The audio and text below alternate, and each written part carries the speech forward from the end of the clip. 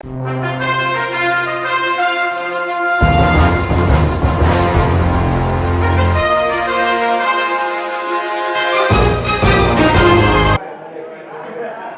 años en realidad, uno de los narcotraficantes más poderosos que hubo en Salta cayó preso, Delfín Castedo, y te llamaba a vos no porque estés implicado en narcotráfico, ni que seas no, ni mucho menos. Ni que seas un tipo que investiga desde el punto de vista policial, pero sí por una historia muy particular.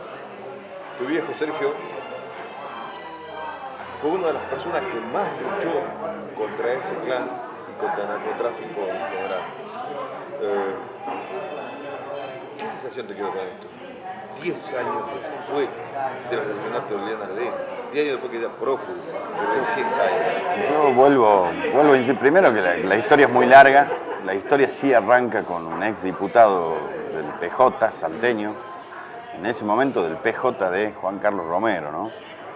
Que se llama José Ernesto Aparicio. Aparicio, nosotros empezamos a recibir muchas denuncias contra él a partir de que él quería ser presidente de la Cámara de Diputados de Salta. Y ahí nos llega una información donde decía que había estado preso por narcotráfico, y es cuando empezamos a investigarlo a Aparicio. Después de esa denuncia que hacemos a Aparicio, que obviamente hace que no pueda llegar a la presidencia de la Cámara de Diputados, pero los diputados tampoco tenían muchos datos, pretendían que siga como diputado. Y ahí empieza el desarrollo duro del justicialismo para proteger desde el poder político a José Ernesto Aparicio. La historia se sigue desarrollando y en el medio aparece Liliana Ledesma, que hace una denuncia muy fuerte, lo acusa de narcotraficante a ellos y a los Castedos, ¿no? Y hace una denuncia en tu radio. En FM Noticias, sí. Que a esa denuncia la hace ante Paula y Marta César, ante Paula Poma y Marta César, el mismo día. Estuvo a la mañana en un programa, a la tarde en el otro, hace la misma denuncia y a partir de ahí ella dice públicamente, si a mí me matan, son los Castedos y Aparicio. Te hago una pregunta, y una pregunta que es difícil de hacerla, pero ¿vos considerás que a Liliana en parte la matan después de esa entrevista por esa entrevista?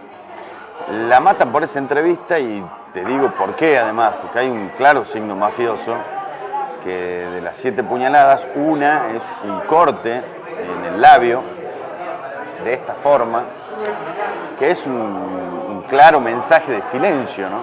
Por haber hablado, te pasó esto. Y así todo, mirá lo que pasa, ¿no? Porque ahí ya aparece el otro poder, el poder judicial también en el medio. Y Reynoso, que es cuando ya venía con una causa compleja como la de los policías que habían volcado, el segundo caso emblemático era este, y Reynoso decide dividir las causas. Él no quería juntar el tema del narcotráfico de Aparicio y esa denuncia que ya había sumada a los Castedos con el crimen. Entonces, toda la investigación que se le venía haciendo a los Castedos por el tema narcotráfico y a Aparicio termina en manos también del Poder Judicial de la provincia de Salta, en manos de Nelson Aramayo, que directamente no mueve un dedo con respecto al crimen. Y de paso Reynoso se excusaba de toda esta situación. Después de muerta ya Liliana Ledesma, que la matan el 21 de septiembre del 2006, ahí bueno, Nelson Aramayo, el juez por un lado dice hay que investigar el crimen, pero se queda en la nada, y sí, Reynoso lo cita a los Castedos. Y después de 48 horas de esa reunión que tiene con los Castedos, esa citación que les hace, recién libera la orden de detención. O sea, eso y decirle, muchachos, escápense, es lo mismo. A partir de ahí hay otro dato relevante que está relacionado a que Ula se va a Bolivia. Sí.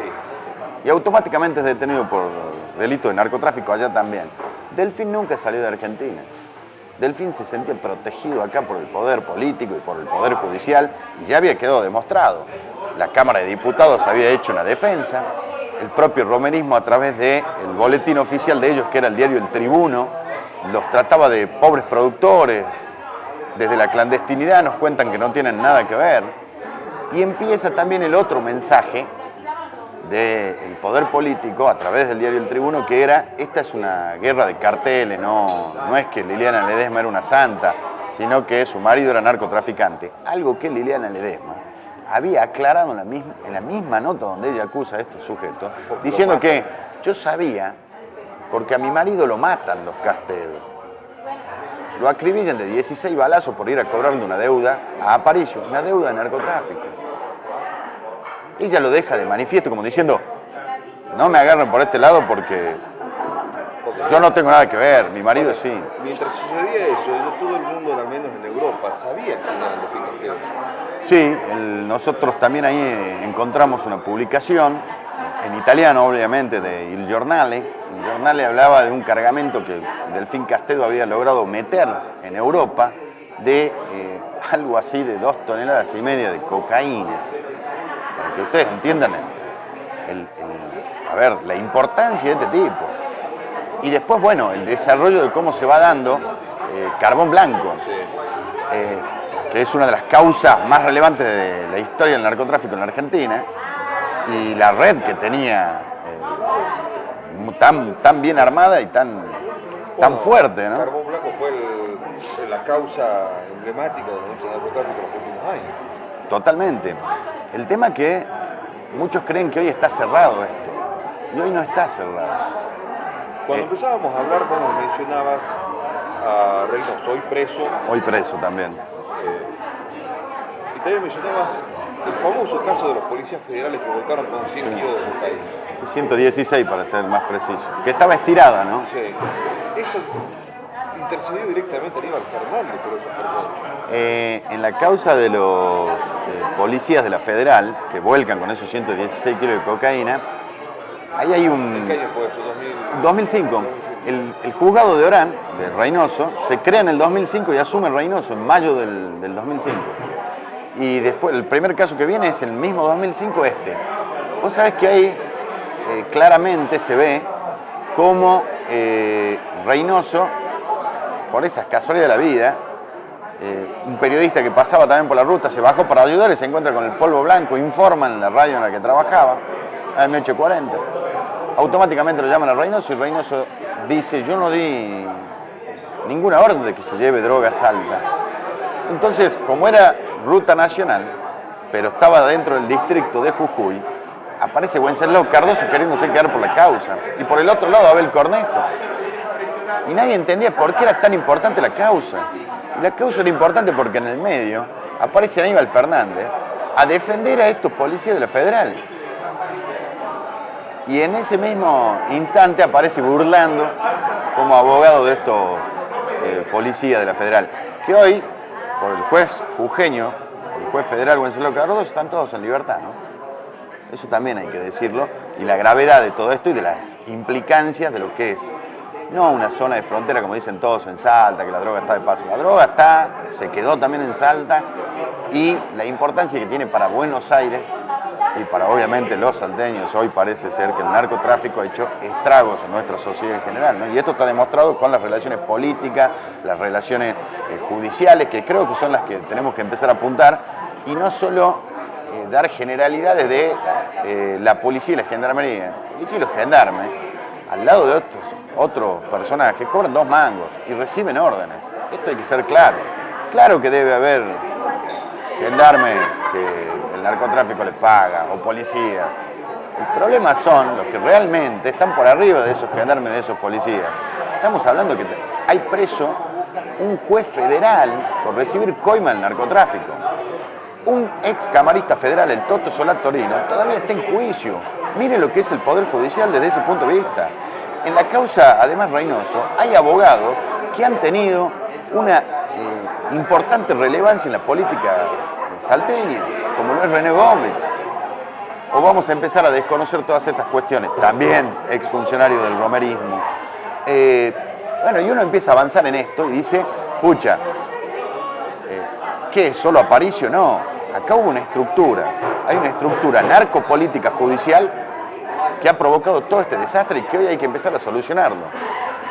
Y con un juez federal que tuvo 10 años, estamos hablando de algo que empezó hace 10 años y que hoy yo te digo que no está cerrado. O sea, encima el narcotráfico en este simple hecho demuestra que le lleva 10 años a la justicia argentina. Tu viejo con el libro Narcopolítica Sí. fue uno de los primeros periodistas en el país en que empezó a relacionar empezó a mencionar cómo la droga atravesaba el mundo político. Este libro, más las investigaciones y las denuncias que él hacía, le costó una gran persecución. Muy dura, sobre todo el romerismo en ese momento, ¿no? Un romerismo que se ensañó porque Sergio era muy claro y muy contundente. Yo siempre cuento lo mismo.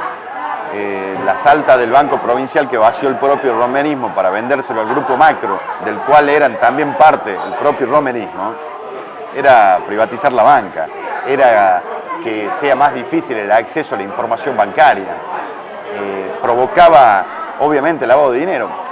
Vamos a un punto claro, el Banco Macro se instala en 3 provincias en el país, una vez que le permiten ser banco.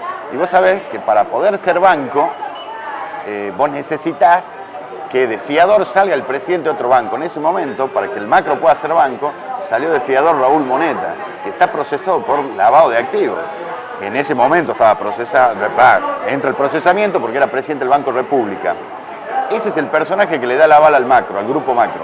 El Grupo Macro se convierte en banco y se instala en Jujuy, Salta y Misiones.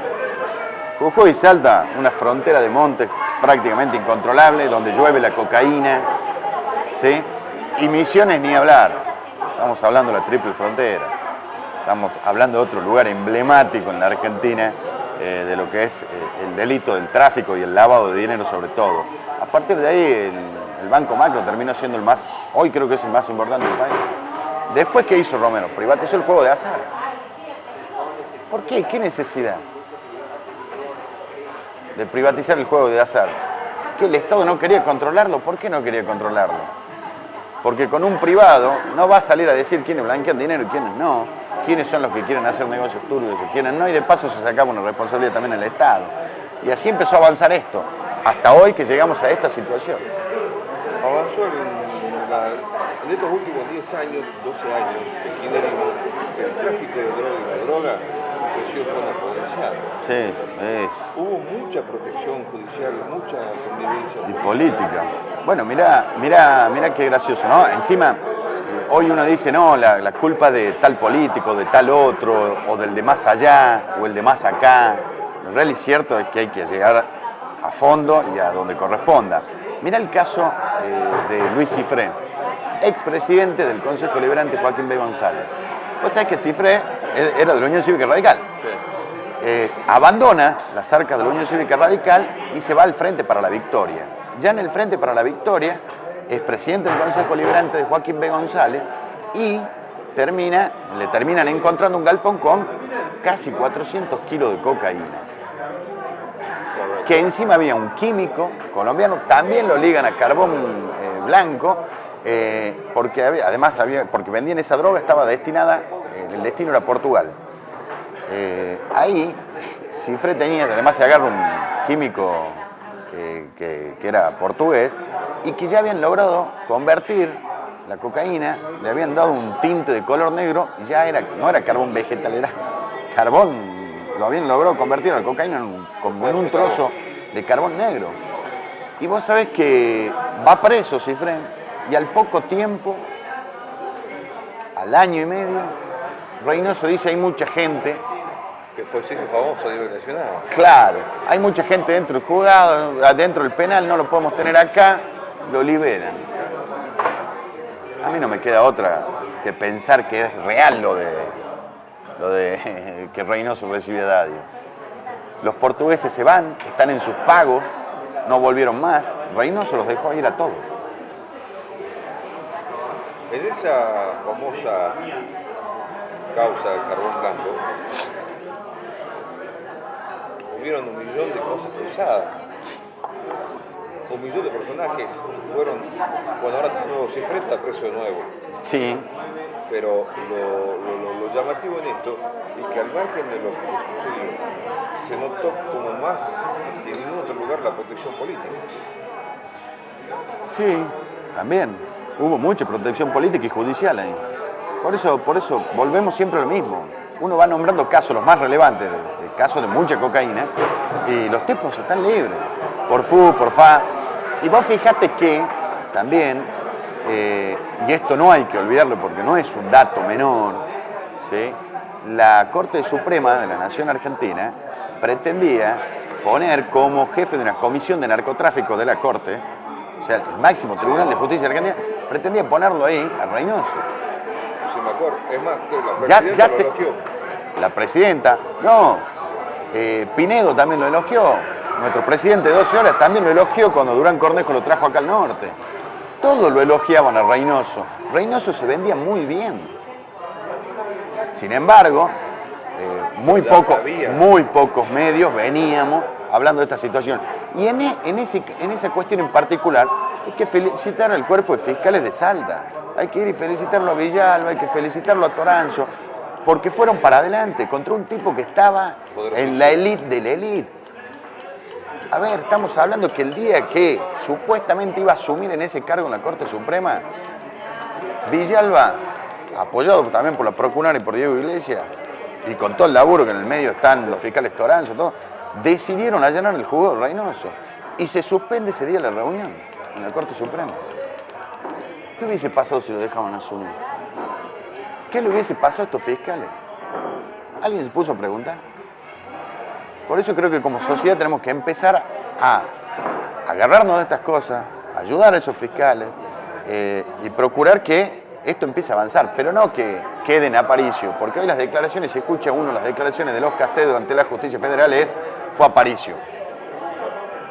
Porque Aparicio está muerto y no hay que juzgar. Esto es lamentable.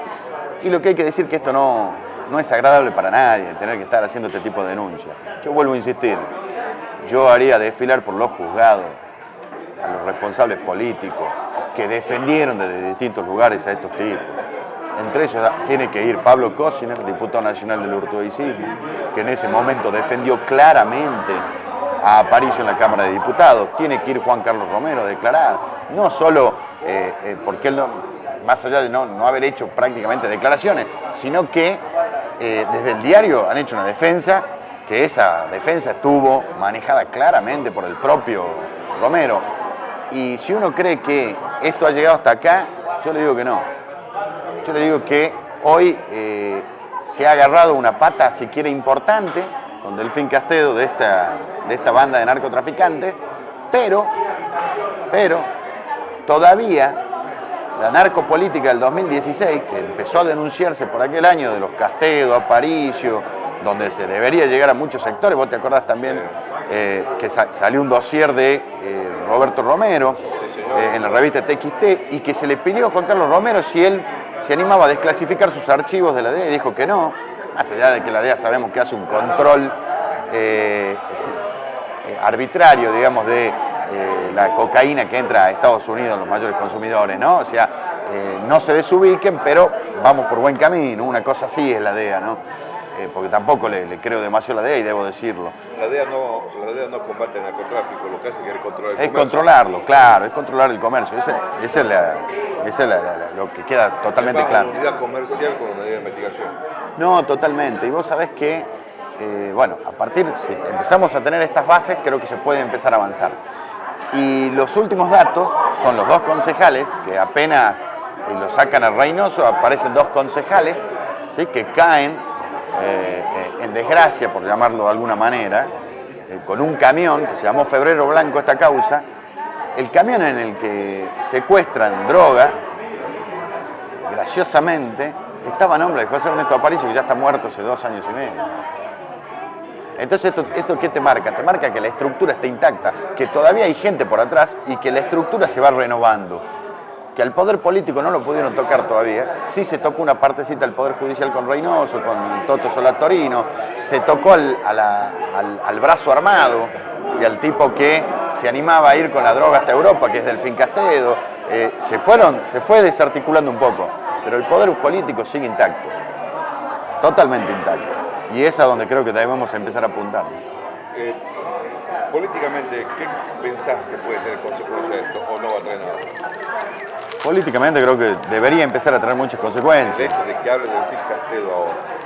puede tener No, consecuencias. Delfín Castedo, y ya te lo adelanta Infobae, en el día de hoy, estaba hablando de que podría perjudicar más a Reynoso. Claro, Reynoso es el otro que ya está adentro. No creo que hable para afuera Castedo. No va para arriba. No creo que vaya mucho más arriba. Además, creo que tiene que ver también con que ni Patricia Bullrich en un principio sabía a quién agarraba. A tal punto que ayer en diario Perfil, yo no sé si por ingenua o qué, dijo que tenía conexiones con la política de Jujuy, en realidad más claramente con la política de Salta. También algo con Jujuy. Debe tener con Jujuy, uno no dice que no, pero los Castedos son de Salta, la relación fuerte la han tenido acá, y para llegar y transportar la droga por las rutas, evidentemente tiene que pasar por Jujuy, algún contacto debe haber en Jujuy, pero el grupo fuerte estaba acá en Salta. El que manejaba, de donde salían los Castedos, eran de acá de Salta. ¿Va a haber justicia para Liliana Ledesma? Por lo pronto, Mariscal Astigueta, porque Nelson Aramayo después de 10 años se excusó, le deberían estar haciendo un jury ya, deberían estar pidiendo un jury para Aramayo por estar 10 años casi sin mover una causa, sobre todo con respecto a los autores intelectuales del crimen de Liliana Ledesma. Y esa es otra pregunta que te voy a hacer después. Bueno, Mariscal Astigueta ya lo dejó directamente detenido a Ule Castedo, ahora hay que ver qué hace con Delfín.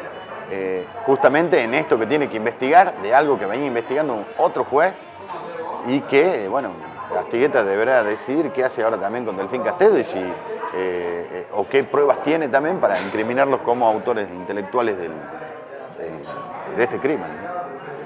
Hubo una controversia al principio del juicio para saber cuál era el autor intelectual, si era Castedo o si era Aparicio. Eso es lo mismo. Vale, pero alguien tiene que dar la orden. Y la orden fue de los dos. Vos mirá que, vos sabés que yo hice unos videos hace unos años, donde hay unos audios de los Castedo. En esos audios también se ve cómo un tío de Liliana Ledesma, que trabajaba para los Castedo ahí en la zona, lo llama y le dice, Delfín, la mataba a la Liliana. Eso es lo que le dice. Claramente Delfín Castedo necesitaba saber cómo iban sucediendo los hechos. Ahí es cuando empiezan a correr los Castedo.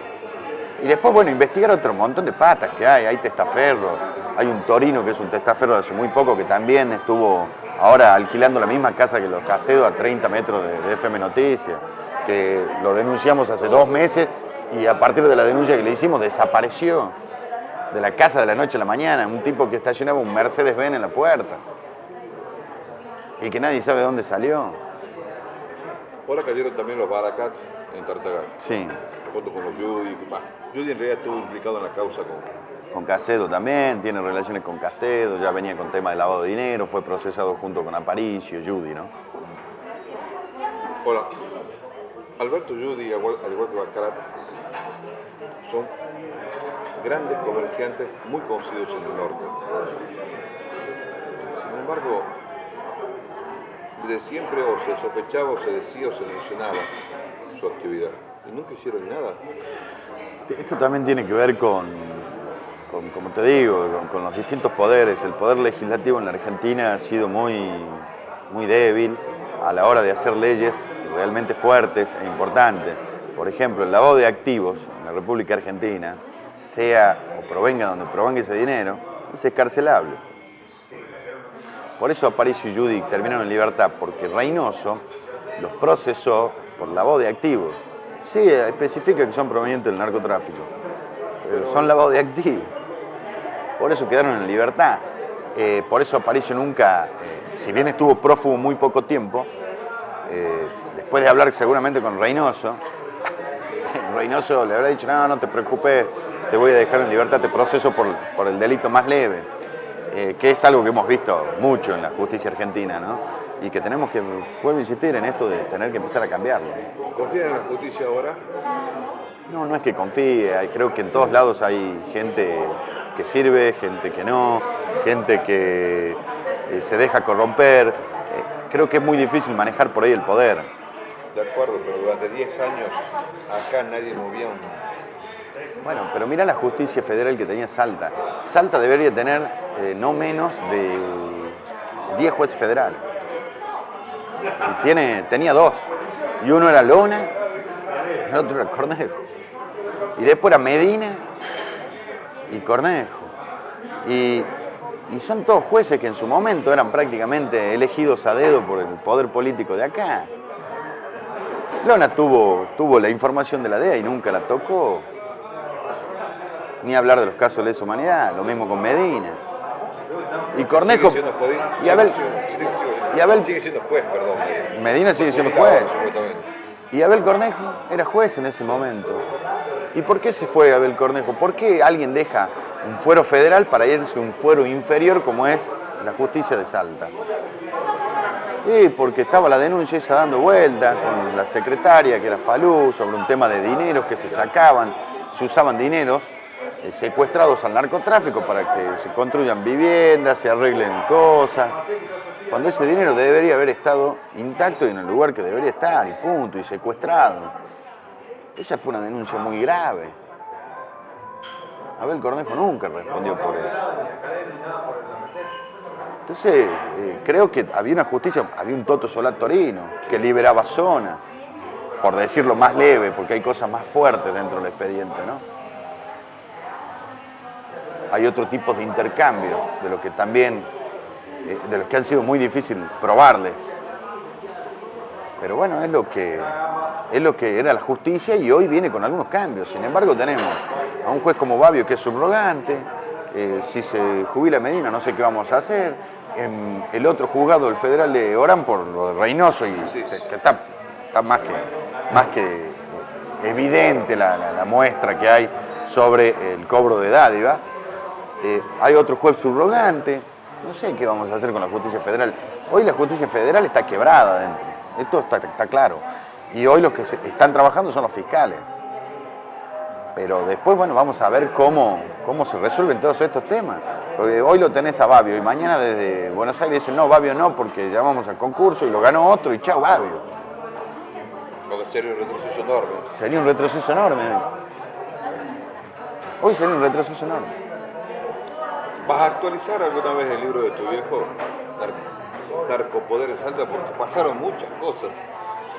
Sí, pero no, yo creo que ese es un título propio de él, ha sido un trabajo impresionante que demuestra una vez más, el que lee el libro que salió en el 2007, la primera edición, sí. Él lo termina de escribir en 2006, no, perdón, 2007 lo termina de escribir, sale en el 2008, marca claramente todo esto que está pasando hoy, que estamos discutiendo, viviendo hoy, analizando hoy. Los personajes son los mismos. Son los mismos. No han cambiado absolutamente nada en 10 años. Son los mismos personajes. Y bueno, yo creo que eso es un libro muy particular, que lo hizo en un momento donde nadie se animaba ni a decir de estos temas. Todo el mundo se quedó callado en ese momento. Hoy tiene más repercusión que antes. Le costó un juicio. Le costó 4 juicios. Que fue hasta las últimas consecuencias y nunca se retractó. Nunca. Es más, llegó a decir que prefería ir preso a tener que decir que Romero era un buen tipo. O sea, él estaba dispuesto a todo, pero ningún juez lo iba a hacer decir algo que no era cierto. Eso es lo que estaba diciéndole a los jueces. A Corbata Martínez, bueno, cada impresentable, la verdad que... Y estuvo en soledad absoluta. Sí, había un grupo de gente que... Sobre el final hubo un grupo de gente, creo que muy valorable, que bueno, que estuvo acompañándolo así, como pudo también, porque no era fácil ese. En esos tiempos no fue fácil, no era fácil para nadie, no es fácil vivir con custodias. Como hijo, como familia, que tu viejo le mete en juicio al gobernador que el gobernador de la provincia le mete en juicio a él. Y aparte era Juan Carlos Romero, no era cualquier gobernador. Significaba que íbamos por el camino correcto. Eso significaba. ¿Cómo lo vivías vos como familia? Porque vos eras chico también. Sí, yo ya trabajaba con él. Sí, yo la verdad que cuando uno entra en este mundo y va viendo lo que pasaba, y no eran denuncias aisladas, además estaban todas documentadas, por eso hay un libro, A partir de esa base uno lo vivía con primero mucha entereza. Nunca me privé de nada, porque mucha gente cree, no debe poder ir. Yo iba a todos lados, los que no podían ir a ninguna parte eran ellos. Siempre tuve en claro esto, porque había que ser muy cara rota. Pero después te pasaron una factura grande. ¿No? A mí me pasaron una factura muy grande. Ahí Sergio también hace una explosión, ¿no? Yo estaba en Metam. Digamos, eso fue una factura evidente por todos lados, ¿no? Sí, me había ido con mis 2 hijas, muy chiquitas las dos. Y yo ya tengo parientes, ¿Ustedes son de Metam? Sí, es el pueblo natal de Sergio, no lo llamamos así. Y Sergio siempre íbamos todos. Y unos primos me dicen, quédate a comer, después vamos un rato a bailar, que no, le digo, estoy con mis 2 hijas, y aparecen las tías buenas, no, que las chiquitas me las llevo yo, que son mis sobrinitas, me las llevo a dormir conmigo. Y decido ir. Ya en el boliche me lo encuentro al director del vocero de Metam. Nos ponemos a charlar, me dice, tengo que hablar con vos, mirá, yo mañana me estoy yendo medio temprano, le digo. Y nos fuimos a tomar un café. Y bueno, ahí me hicieron una acusación muy dura desde el tribuno, porque había 2 bandas peleándose. Yo frené para intentar calmar las aguas, que lo volvería a hacerlo, claro. En el medio de eso llegó la policía, terminé preso, y al otro día el tribuno me había armado una causa, me había tratado de asesino, de iracundo, de un tipo de las peores calañas. Y ahí, bueno, Sergio hizo una editorial muy fuerte relacionada a Tito Romero y a una enfermedad, y nosotros tratándolo desde ese lugar, ¿no? Una persona alcoholizada no puede manejar y una persona drogada no puede manejar un diario. Básicamente fue eso, ¿no? Entonces Tito deja la cocaína. Creo que han sido momentos muy duros donde había que, desde una trinchera, salir a bancar una parada muy dura, que ha sido el romerismo para la sociedad salteña. ¿De las cosas salido absuelto por completo? ¿Se tuvieron que retractar? Todo. Los jueces no querían fallar, tuvimos que pedir un pronto despacho para que estos tipos fallen, porque yo no quería quedar sobreseído porque se cayó la causa. Porque se cayó la causa, no, yo quería quedar sobreseído. Y pedimos un pronto despacho y el juez tuvo que fallar. Y me termino sobreseído con honores y por mi compromiso con la sociedad. ¿Sí? Esto para que le quede bien claro a la gente de cómo se vivía en esos tiempos. No solo eso, nos han pasado cosas increíbles. No era lindo, en serio le digo, ir caminando por la calle, más allá de que no habíamos pedido la custodia, nosotros, ¿no? Había otros periodistas que sí habían pedido custodia. Llegar a FM Noticias y ver la Policía Federal, la Policía de la provincia, tener a 30 metros los castedos y que no los detengan, son momentos muy difíciles. Se paraban en la esquina de Uruguay, yo me acuerdo Paredes que estaba Uruguay y O'Higgins. Yo laburaba ahí en la radio, los veía. No, bueno, y ahí eran momentos complejos. Nosotros además éramos muy movedizos, había que seguir trabajando, había que seguir investigando, había que seguir todos los días. Todos los días. Y vos de golpe veías un tipo y a las 3 horas estabas en otro lugar, lo volvías a ver y ya no sabías de quién era. Estaba de civil. No estaba bueno. Hay algunos trabajadores muy jóvenes en esos tiempos, debo decirlo, y que fue por su juventud, porque nadie está acostumbrado a eso, a vivir así. Dejaron de trabajar en la radio por eso. Nos agradecieron mucho, pero que no se la bancaban. No es que no se la bancaban, eran muy jóvenes, no podían creer esto. Sentís miedo. No es que uno, qué macho que soy, qué duro que soy. No, es difícil, es muy difícil y hay que seguir llevándolo. Y sobre todo aguantarlo. Y seguir en la misma lucha. Y no abandonarla. Porque hoy Sergio no está, hay un montón de gente que no está y la lucha sigue. Y nosotros seguimos acá y seguimos planteando lo mismo. Hasta el punto que sin ir más lejos, mañana seguramente, yo sé que somos competencia, pero bueno, en Salta Entre Líneas va a salir una denuncia de un funcionario que está en un área sensible y que era íntimo amigo de los Castedos. Mañana va a salir el expediente judicial de eso, un expediente de gendarmería donde está el tipo foteado. Y hoy cubre un sector muy sensible de nuestra sociedad. de esos sectores vulnerables que tenemos en la sociedad. Y vamos a seguir jugándola. Y vendrá lo que tenga que venir. Y pasará lo que tenga que pasar. Pero nosotros vamos a seguir firmes en nuestras convicciones.